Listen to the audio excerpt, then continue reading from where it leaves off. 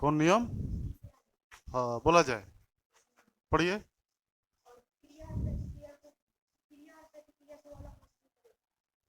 हाँ, और कुछ दिया है विशेषता? क्या दिया है? बोलो है रितेश कुमार, बोला। न्यूटन के गति के लिए तीसरा नियम क्या है?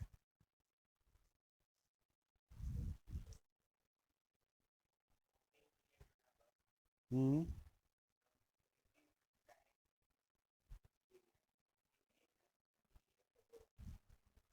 और कुछ पीछे? यही यही क्या है, बोलो आपसे। बैठो, तुम बैठो। यही है ना, आपसे बोलो। हाँ, जोर से बोलना है।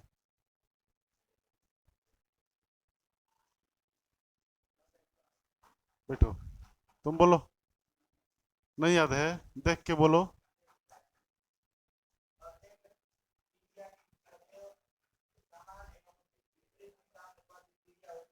हाँ।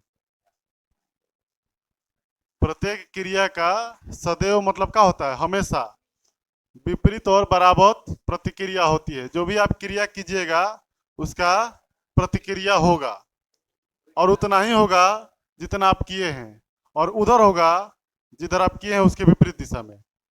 यानी प्रत्येक क्रिया का सदैव विपरीत एवं बराबर प्रतिक्रिया होती है। ठीक है? नियम तो आसान है, लेकिन समझना थोड़ा कठिन है। थोड़ा कठिन है, इसमें कुछ कुछ कंडीशन है जो इस बुक में नहीं दिया है, आपकी किताब में उतना डिटेल नहीं दिया है, लेकिन बताया दे रहे हैं। जैसे आप किसी के ऊपर बल लगाइएगा तो क्या होगा? वो भी आपके ऊपर बल लगाएगा। कैसे लगाएगा? उतना ही बल लगाएगा जितना आप लगाए हैं, और उधर लगाएगा जिधर आप नहीं लगाए हैं, मतलब आपके विपरीत दिशा में लगाएगा। तो जैसे तुमको कोनो घेर के चार गोला मार दिया, एक्शन कर दिया, अब क्या करेगा? रिएक्शन होगा ना, प्रतिक्रिया। अब क्या करेगा तुम भी बीच में बाजार में आएगा, 10 को लेके घेर के मार लेगा। तो एक्शन किया, तुम रिएक्शन दे दिया, क्रिया हुआ, प्रतिक्रिया हो गया। हो गया? नहीं, यह नहीं हुआ। क्रिया और प्रतिक्रिया दोनों एक ही साथ होता है। ये नहीं कि हमको मारा और उसके बाद हम जाए घर पे, अब बुला के लाए भैया को, आपकी पकड़ के हम मारे। ये नहीं हुआ। ये 2 बार क्रिया प्रतिक्रिया हो गया। उसी समय मारना है। जब वो मारा, उसी समय मारना है। उसी समय मारना है। आहने से नहीं मारना है। है पे मारा है ना, इसी पे मारना है। ये कैसे संभव है? जैसे आप दीवार पे एक फाइट मारिए, पता चल जाता है ना। जैसे ही आप मारे, उसी समय आपको पता चल गया कि दीवार मार दिया है। हम दीवार के अंदर की तरफ मारे हैं तो दीवार इधर बाहर की तरफ मारा है। तो क्रिया और प्रतिक्रिया एक के समय पे होता है। पहले क्रिया होगा कि पहले प्रतिक्रिया होगा? कौन होगा? दोनों एक के साथ होगा। ऐसा नहीं है कि आप टच किए, दीवार बोला अच्छा हम भी टच करेंगे। ऐसा होता है? नहीं। आप जैसे ही टच करेंगे, उसी समय दीवार आपको टच कर लिया। जैसे ही आप फाइट मारिएगा, उसी समय आपको मार लिया है वो भी। तो क्रिया और प्रतिक्रिया क्या होता है? दोनों एक साथ होता है, अब बराबर होता है। जितना बल आप दीवार पे लगाए थे, उतना ही बल आप पे वो लगाएगा। ठीक है? वो निर्जीव है, नहीं बोल पाता है। आप सजीव है, आपको महसूस हो जाता है कि बल लगा है। वही केस वो झगड़ा में भी है। जैसे ही वो एक फाइट इधर से मारा, हम भी मार दिए हैं। मार दिया है ना जी। महसूस हमको ज्यादा इसलिए हो रहा है कि वो अपने कठोर हाथ से नर्म गाल पे मारा है। हम नर्म गाल से कठोर हाथ पे मारे हैं, इसलिए हमको ज्यादा महसूस होता है। तो कोई आपको 4 को घेर के मार दे, तो जाके घर कहना है 4 को अकेले मार के आए हैं। मुंह कान तुम्हारा फूटा है जी। मुंह से मारे हैं उसके फाइट पे। ठीक है ना? तो क्रिया और प्रतिक्रिया दोनों साथ ही होगा, और दोनों अलग अलग पिंड पे होगा। फाइट से आप दीवार पे मारे हैं, तो दीवार फाइट पे मारेगा, मुक्का पे मारेगा ना जी। दीवार पे आप मारे दीवार दीवाले पे मरेगा नहीं, आप पे मरेगा। यानी कि आप क्रिया करेंगे किसी पिंड पे, तो बदले में वो प्रतिक्रिया करेगा आप पे। यानी एक पिंड दूसरे पिंड के ऊपर बल लगा रहा है, तो दूसरा पिंड भी इसके ऊपर बल लगाएगा विपरीत दिशा में। किस दिशा में? विपरीत दिशा में। समझ में आ रहा है? अब एक गुण और है, दोनों का प्रकृति समान होना चाहिए। जैसे किसी दीवार पर टच होना, संपर्क होना अभिलंब बल कहलाता है। तो हम जो है बोर्ड पे इसे फाइट मारे हैं, तो हम इस सतह पर लंबवत अंदर की ओर बल लगा रहे हैं, तो वो भी लंबवत बाहर की तरफ बल लगाएगा। यानी हम अभिलंब बल लगा रहे हैं, तो भी कौन बल लगाएगा? ओए, अभिलंबे बल लगाएगा। ठीक है ना? वो भी कौन बल लगाएगा? हम इसको जो है बोर्ड को ऐसे घसीट के आगे मुंह लेके जा रहे हैं, तो बोर्ड भी बदले में हमको पीछे की ओर घसीट रहा है कि नहीं घसीट रहा है? तो हम घर्षण बल लगा रहे हैं, तो वो भी कौन बल लगाएगा? घर्षण बल लगाएगा। तब क्रिया प्रतिक्रिया होगा। ये ना कि एगो घर्षण बल है और एगो अभिलंब बल है, तो क्रिया प्रतिक्रिया नहीं हुआ। क्रिया का बराबर और विपरीत प्रतिक्रिया होगा, लेकिन दोनों एक ही साथ होगा, दोनों अलग अलग पिंड पे होगा। आप बोर्ड पे तो बोर्ड आप पे, अलग अलग पिंड पे हो ना जी। हम बोर्ड पे बल लगाए, बोर्ड मेरे हाथ पे बल लगाया, तो दो गो पिंड पे बल लगा ना, एक ही पिंड पे नहीं लगाना चाहिए। याद रहेगा? तो नियम तो आसान है, लिख लिया जाए, अभी समझा दे रहे हैं। लिखना आसान है। क्या है परिभाषा इसका?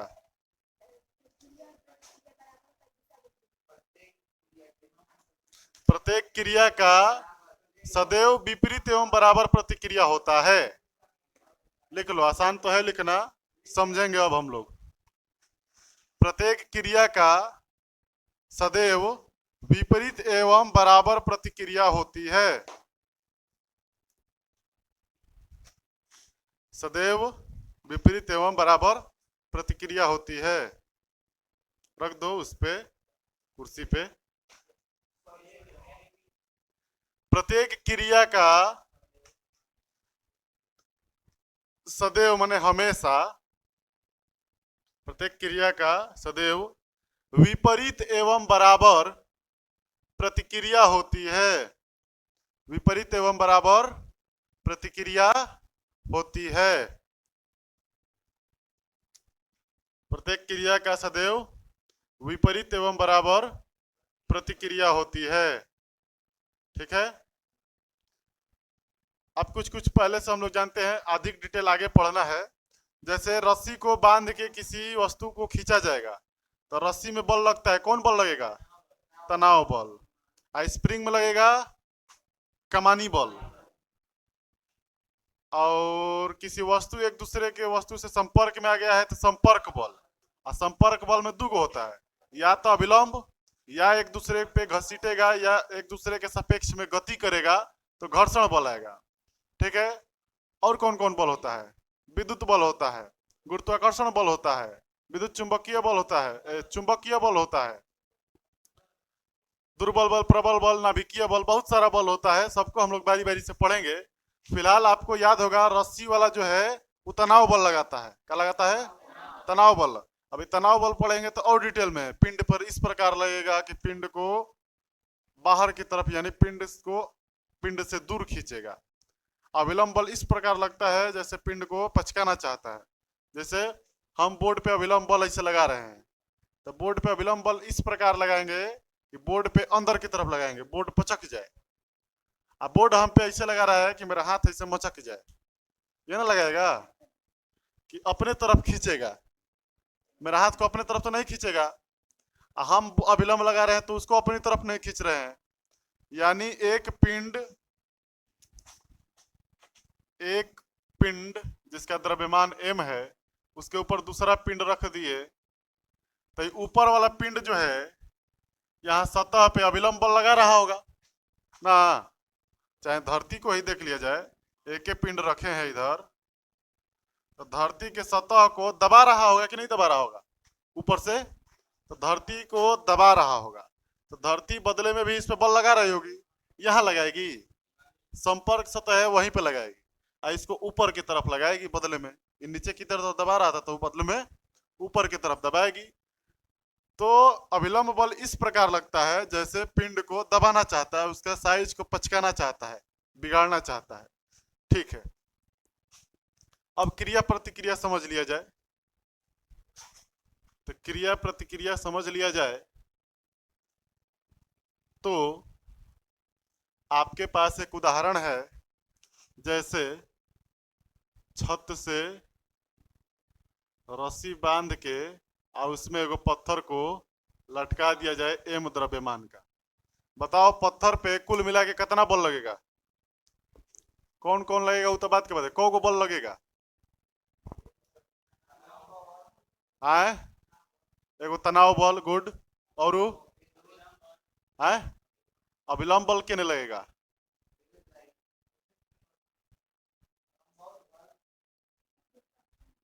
गुरुत्वाकर्षण बल, वो तो हमेशा लगेगा, उसको भूलना ही नहीं है। धरती पे है तो गुरुत्वाकर्षण बल आप पे लगेगा, इससे आप नहीं बचिएगा।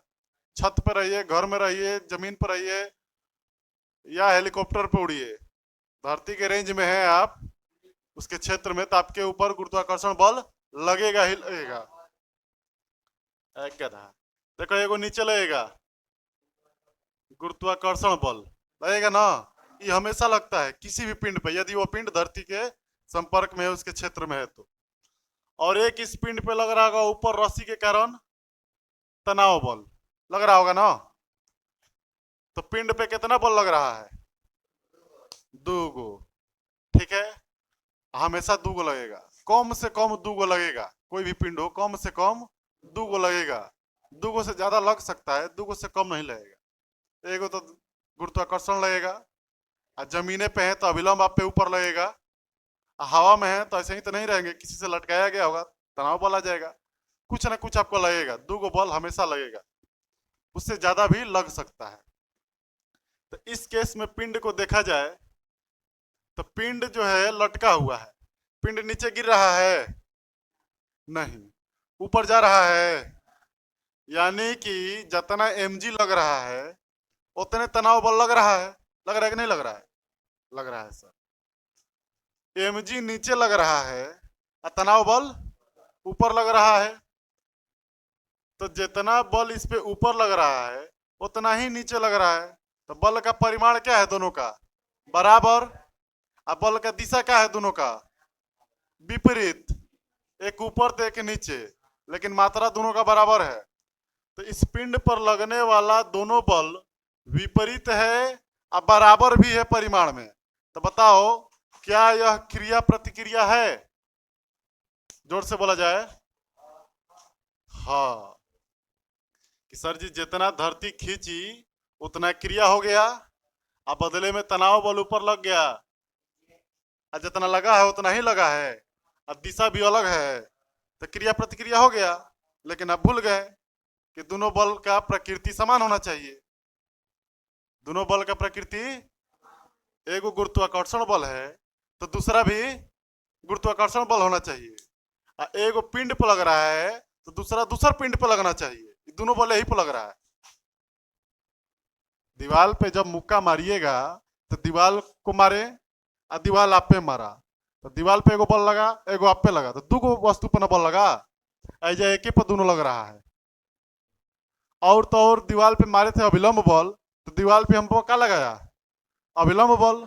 दीवार को हम घसीट रहे थे तो दीवार भी हमको घसीट रहा था, तो घर्षण बल लगा रहे थे तो घर्षण लगाया, हम दीवार पे तो दीवार हम पे, यानी दोनों बल विपरीत और बराबर होना चाहिए, साथ ही साथ दोनों एक ही होना चाहिए। घर्षण है तो घर्षण होना चाहिए, अविलंब है तो अविलंबे होना चाहिए, तनाव है तो तनावे होना चाहिए, और क्या होना चाहिए? दोनों दूगो पिंड पे लगना चाहिए, एक के पिंड पे दोनों नहीं लगना चाहिए। यहाँ तनाव बल किस पे लग रहा है? एम पे, और गुरुत्वाकर्षण बल एम ए पे लग रहा है, तो क्रिया प्रतिक्रिया हुआ नहीं। अब ज्यादा समझ में आएगा। न्यूटन का तृतीय गति नियम क्या है? तो इस गति के इस नियम के अनुसार किसी क्रिया का सदैव विपरीत एवं बराबर प्रतिक्रिया होता है। क्रिया और प्रतिक्रिया दोनों एक ही साथ होता है, परंतु अलग अलग पिंड पे होता है। कहाँ होता है? अलग अलग पिंड पे होता है। और तो और क्रिया और प्रतिक्रिया में प्रयोग होने वाला जो बल है दोनों समान प्रवृत्ति का होना चाहिए, दोनों समान प्रकृति का होना चाहिए, एक ही होना चाहिए। अविलंब तो अविलंबे होना चाहिए, घर्षण तो घर्षणे होना चाहिए, स्प्रिंग तो स्प्रिंगे होना चाहिए, कमानी बल तो कमानीय बल होना चाहिए। आ रहा है समझ में? तो ये क्रिया प्रतिक्रिया है? नहीं है। तो कहाँ छुपा है क्रिया प्रतिक्रिया? mg पिंड पे कौन लगा रहा है? गुरुत्वाकर्षण बल पिंड पे कौन लगा रहा है? धरती लगा रही है। बहुत बढ़िया। तो धरती को तो बदले में खींचिए रहा होगा mg से। दो पिंड एक दूसरे को आकर्षित करते हैं अपने द्रव्यमान के कारण, तो उस बल को गुरुत्वाकर्षण बल कहा जाता है। तो धरती पिंड को खींच रही है, तो पिंड भी धरती को खींच रही है। वो अलग बात है कि रस्सी काटा जाएगा तो पिंडे भाग जाएगा। धरती बहुत बड़ी है, उसका त्वरण नहीं हो पा रहा है, इसका त्वरण हो गया तो चला गया नीचे। लेकिन पिंड को खींच रही है तो पिंड भी धरती को क्या कर रही होगी? खींच रही होगी। तो हो गया एक्शन रिएक्शन हेड है। पिंड पे लगा है नीचे mg और धरती पे लगा है ऊपर mg। दोनों है mg और दोनों दो पिंड पे लगा है और विपरीत दिशा में लगा है और बराबर लगा है। एक्शन रिएक्शन यहाँ है। टेंशन का कहा है? तो टेंशन के देखिए रस्सी जो है, रस्सी रस्सी तो रस्सी के आखिरी पॉइंट को पिंड नीचे खींच रहा होगा टेंशन से। तो बदले में मेरा आखिरी पॉइंट चला ना जाए कहीं, आखिरी पॉइंट चला ना जाए कहीं, रस्सी भी उसको ऊपर खींच रही होगी। आ गया एक्शन और रिएक्शन। एक ही बिंदु पे दो को फोर्स नहीं लगेगा। रस्सी पे ई लगाया है हाई, एम जो है रस्सी को नीचे खींच रहा है टेंशन से, और रस्सी जो है एम को ऊपर खींच रही है टेंशन से। तो दोनों दो को लग गया। रस्सी पे पिंड खींच रहा है नीचे, रस्सी पे लग गया, अब पिंड पे लग गया रस्सी का ऊपर, और दोनों तनावे बल। तो हो गया विपरीत दिशा में, और कहीं नहीं जा रहा है तो दोनों बराबर बल होगा। तो विपरीत एवं बराबर बल हो गया। लिखा जाए, क्या लिखे हैं अब तक? प्रत्येक क्रिया का सदैव विपरीत एवं बराबर प्रतिक्रिया होती है। तो ठीक है, इसको बढ़िया से लिखना होगा। तो क्या लिखेंगे? न्यूटन के तृतीय गति नियम के अनुसार प्रत्येक क्रिया का विपरीत एवं बराबर प्रतिक्रिया होती है। हमेशा प्रत्येक क्रिया का विपरीत और बराबर प्रतिक्रिया होती है। ठीक है। नोट, NOTE, नोट में लिखा जाए,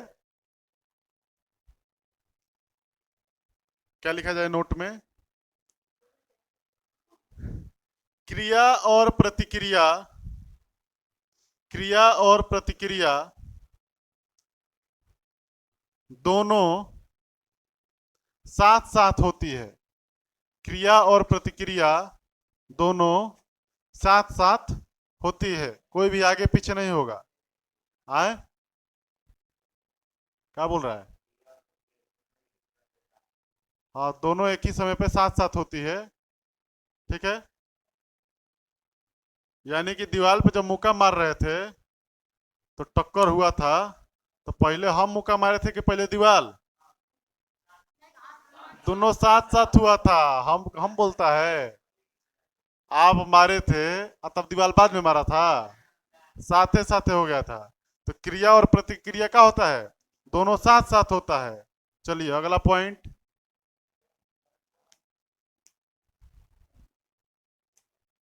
क्रिया और प्रतिक्रिया में 2 नंबर पर लिखा जाए, क्रिया और प्रतिक्रिया में आरोपित होने वाला बल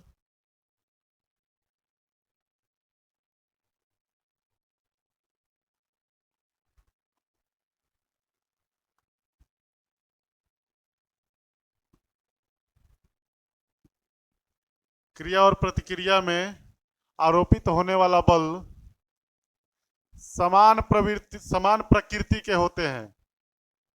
समान प्रकृति लिख लेगा ना? समान प्रकृति के होते हैं। दोनों एक ही समान प्रकृति के होंगे। दोनों तनावे होगा, ना तो दोनों अविलंबे होगा, ना तो दोनों घर्षण होगा। जो भी होगा दोनों एक ही प्रकृति के होंगे, अलग अलग नहीं होंगे। चलिए, और आपको पता है दोनों विपरीत दिशा में होना चाहिए और दोनों बराबर होना चाहिए, एंड वेरी इंपॉर्टेंट दोनों अलग अलग पिंड पे लगना चाहिए। तीसरा में लिख लो,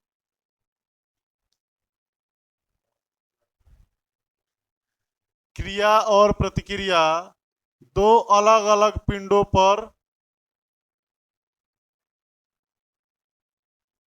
क्रिया और प्रतिक्रिया दो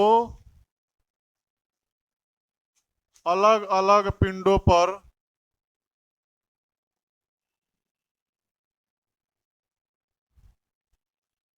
होता है, पिंडों पर होता है।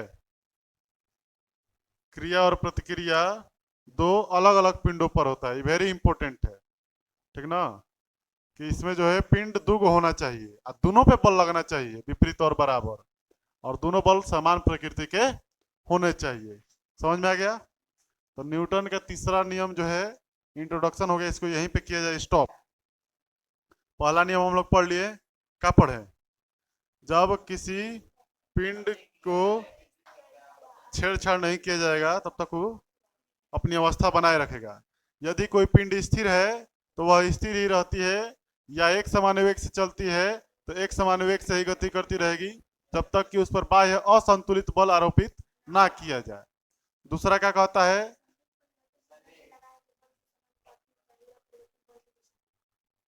पिंड के संवेग में हो रहे परिवर्तन का दर पिंड पर आरोपित बल के समानुपाती होता है, और वहीं से हमारा आया था F बराबर A में। तो देखने में आसान फॉर्मूला था, पिछला में एगो दो किए भी थे, भारी लग रहा था ना, कैसे कि वेक्टर ए नहीं याद था। तो ऐसा ऐसा ढेर सारा चीज आएगा, अभी घटक तोड़ना है, बहुत सारा चीज आएगा। किताब पढ़ने का आदत डालिए, नोट्स याद रखने का आदत डालिए, जितना जल्दी होता ना तो सब चौपट हो जाएगा। क्या कह रहे हैं? हाँ, हम खड़ा बनी तो हम एक्शन रिएक्शन में बनी कि ना? हम एक्शन रिएक्शन में थोड़े हो कम, हम के ऊपर एक्शन करत कम, वो हमारा पर रिएक्शन करत हुई। अकेले पिंड एक्शन रिएक्शन ना करी, कोनो पे एक्शन हुई तो दूसर का पर रिएक्शन हुई। तो जैसे हम बानी है जा नीचे खड़ा बानी, तो धरती हमारा के नीचे खींचत हुई एमजी से, अब बदले में हम धरती के एमजी से खींचत हो कम ऊपर। हाँ, हम ना नीचे जाते ना ऊपर जाता नहीं, एक मतलब जितना से धरती खींचतिया उतने से हमू खींचतनी।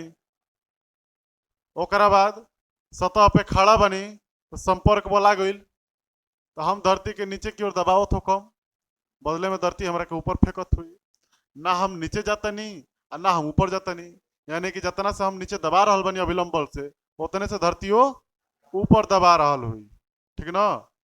तो अभिलंबे बल से हम ओकरा पे अभिलंब बल से दबावत नहीं, तो बदले में उहो अभिलंबे बल से दबावत हुई, और साथे साथे हो रहा है, एक्शन रिएक्शन हो गई, अभिलंब अभिलंब हो गई, गुरुत्वाकर्षण गुरुत्वाकर्षण भी हो गई। दोनों बल एके होके के चाहिए, आ दूगो पिंड पे होके के चाहिए, आ विपरीत होके के चाहिए, बराबर होके के चाहिए। याद रही, कोई कंडीशन हो गई। दोनों बल एके रहे के चाहिए, आ दूगो पिंड पे होके के चाहिए, विपरीत होके के चाहिए, बराबर होके के चाहिए, आ एक ही समय पे हो लगे के चाहिए। ई ना कि लागल अभी आ फिर सुबह अगला दिन याद पड़ल ओकरा तो वो लगा दिलस बल ऐसा ना होके के चाहिए, सेम टू सेम होना चाहिए, और अपोजिट होना चाहिए, विपरीत में होना चाहिए, और अलग अलग पिंड पर होना चाहिए। चलिए बढ़िया बात है। आइए अब इसको जो है यहाँ स्टॉप किया जाए और न्यूटन के द्वितीय गति नियम पे फिर से आया जाए। उसी का इम्पोर्टेंस ज़्यादा है, ज़्यादा तो सबका इम्पोर्टेंस है अलग अलग क्षेत्र में। तृतीय नियम हर जगह आपको देखने को मिल जाएगा। आए अभी मिसल चंद्रयान 3 सफल हुआ, और मैं तीसर के नियम ना काम आया है, भेजना है किसको? चंद्रयान को भेजना है, रॉकेट, और रॉकेट को भेजना है तो उसमें क्या होता है? संवेग संरक्षण का सिद्धांत लगता है। खाली स्थान में जैसे निर्वात में बात किया जाए, जिसे न्यूटन निर्वात का बात किया था, गैलीलियो हवा हवा में बात कर रहा था, इसलिए वो फंस गया था बेचारा। तो निर्वात में आपको जो है कहीं जैसे छोड़ दिया गया, ले जाके बिंदु धरती से बहरी पहुंच गया, और उधर ले जाके ऐसे छोड़ दिया जाएगा, देखता है ना उधर ऐसे ऐसे घूमते तैरते रहता है सब है। एक खाली उसको ऐसे नचा देगा तो दिन भर ऐसे ऐसे उजे नाचते रहेगा। कैसे कि उसको हवा पानी सब विरोध करने वाला कोई है ही नहीं कि उसको रोके। एक बार जो वेग दे दिए तो दे दिए। देखता है कोई फिल्म उलिम में बनाना होता है, कुछ तकनीकी खराबी आता है तो सब पेट में रस्सी उसी बांध के आए बढ़िया से फिक्स करके तब निकल के बनाता उनाता है सब वैसे मास्क उस्क लगा के। मास्क बोल रहे हैं, हेलमेट वेलमेट लगा के, सूट बोला जाता है, ऑक्सीजन सूट लेके जाता है और सब सेटिंग करता है। जहाँ रस्सी कटा और उसका हाथ छूटा, गया। अब एक बार गया तो गया, वो अमर हो जाएगा। धरती पे आएगा वापस तब न खाएगा पिएगा मरेगा। उधर हवा है ही नहीं है, सांस लेना ही नहीं है, तो सांस ऑक्सीजन उसका खत्म होगा तो उसके बाद जब चाहिए तो सांस लेना है, तो सांस लेना है तो हवा है ही नहीं है तो नहीं लेगा, सांस खींचेगा नहीं। सांस को क्या का जरूरत है, काय खातिर लेते हैं सांस? भोजन को जला के पचाने के लिए। अंदर HCl होता है, HCl से पाचक रस से पचाया जाता है खाए। वो बेचारा का भोजन है ही नहीं है अंदर, पचाएगा नहीं, सांस की जरूरत नहीं। और सांस है ही नहीं तो लेगा क्या है? एगो पिंड की तरह चलते रहेगा, वो जीवन भर जिंदा रहेगा कि मर जाएगा? क्या होगा? क्या होगा, जिंदा रहेगा कि मर जाएगा? मर जाएगा। काहे मर जाएगा, कारण बताओ।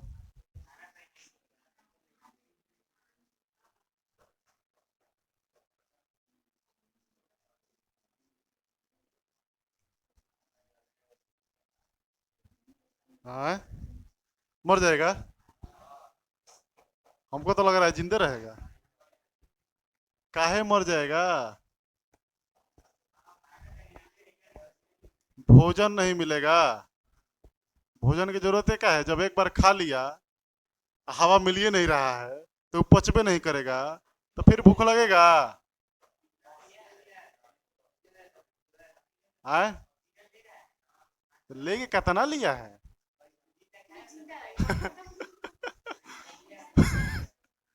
ठीक है ना? तो क्या कह रहे थे, भुलवा दिया।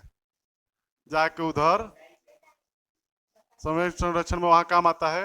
और द्वितीय नियम का भी बहुत काम आता है, दैनिक जीवन में आपको हमेशा देखने को मिलेगा। चलिए देखा जाए, हेडिंग का रहेगा है कि खोज के लाइएगा मरेगा कि जिएगा। हमारे अनुसार से तो जिएगा ना, तो जाइए उसको खोज के लाइए। जाइए उसको खोज के लाइए, देखिए मरा होगा तब ना। हाँ, कैसे नहीं मरेगा भैया? आप जाइए लाश को खोज के लाइए तो हम मान जाएंगे वो लाश है। वैसे ही हम कह रहे हैं जिंदा रहेगा। चलो, न्यूटन के द्वितीय गति नियम के अनुप्रयोग, कैसे उसको यूज करना है इस सीख लीजिएगा। 4 गो बात ध्यान में रखिएगा, कोनो सवाल उड़ जाएगा। एगो बॉल लगे, 10 गो बॉल लगे, 30 गो बॉल लगे, कोनो बात नहीं, 4 गो बात ध्यान रखना है। आसान आसान बात है, लिखो। न्यूटन के द्वितीय गति नियम का अनुप्रयोग। भीतर से बंद है क्या जी? देखो तो,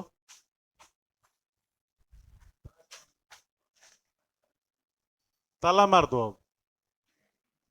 न्यूटन के द्वितीय गति नियम का अनुप्रयोग। ठीक है, न्यूटन के द्वितीय गति नियम के अनुप्रयोग। ठीक है, इसमें आपको 4 स्टेप ध्यान रखना है। क्या रखना है? स्टेप 1, न्यूटन के द्वितीय गति नियम से आपको मिला है F बराबर ma। तो F बराबर ma का प्रयोग करने जाइएगा तो सफल हो जाइएगा। इसके लिए 4 बात ध्यान रखना है। क्या क्या? कि आप जो है एक सिस्टम चुनिए, निकाय चुनिए, किसके ऊपर आप बल निकालना चाहते हैं या किसका त्वरण निकालना चाहते हैं उसको चुनिए। हम जो है किसी एक का निकालना चाहते हैं या एक से अधिक साथ साथ निकालना चाहते हैं, ये हमारा मर्जी। तो आपको जो है सिस्टम चुनना है। क्या चुनना है? स्टेप 1 लिख लिया जाए। स्टेप 1, निकाय का चयन करें। क्या करें? निकाय का चयन करें, निकाय चुने। और निकाय में आपका एक अकेला वस्तु भी हो सकता है और एक से ज्यादा वस्तु भी हो सकता है। कंडीशन क्या होना चाहिए? दोनों या तीनों या चारों जितना भी है सबका त्वरण समान होना चाहिए। कितना होना चाहिए? समान होना चाहिए। जैसे एक पिंड है यहाँ M1 और दूसरा पिंड है M2 का है M1 और M2। तो क्या M1 अकेला निकाय का हिस्सा हो सकता है? तो हाँ, अकेले हो सकता है। क्या M2 अकेले निकाय का हिस्सा